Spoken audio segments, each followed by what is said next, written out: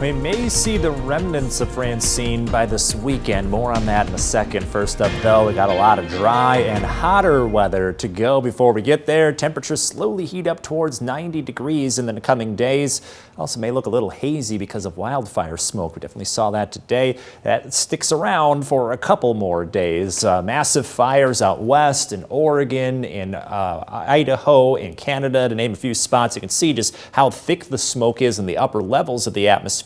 We're getting some of that, so it's not going to make it necessarily all the way down to the ground to really tank air quality, but we're still going to see those hazy conditions at least throughout Wednesday, and then going into Thursday may see some subtle clearing when it comes to that haze, but look for that sky to look a little milky, a little different compared to that crystal blue sky we saw at times over the weekend.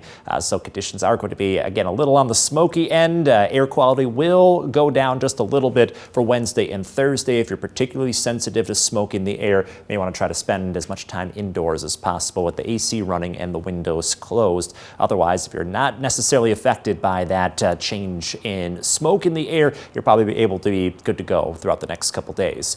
Tonight, down to a cool 55 under partly cloudy skies. We still have some of our cool nights hanging around. The day's getting a little warmer. We're back to the middle 80s with the sunny and hazy skies we go throughout the course of our Wednesday. And then Thursday gets to near 90 degrees, but thankfully we don't see that very muggy air. Humidity stays at a slightly humid level. So again, not looking at that very high heat index that we can get during the summer months.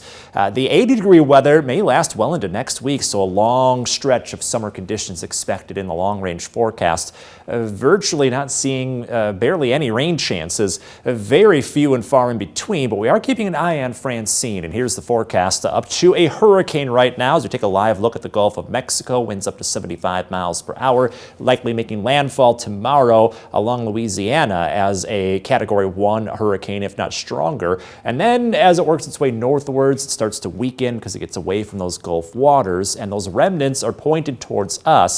We'll have to watch. Will high pressure help keep that rain away or dry things out, or are we able to get some of that tropical moisture in, and maybe we get a little rain for Saturday night and beyond? So chances are slim, but that may be our only rain chance looking long term. A hot and dry forecast going into early next week. The temperatures do relax a little bit, so comfortable heat going into the weekend. In your most accurate 10-day forecast, we'll just keep rolling with those hotter conditions, middle to low 80s for the next 10 days. Usually we're in the upper 70s. Won't see fall weather anytime soon. Not a bad forecast this week, Alex. Thank you.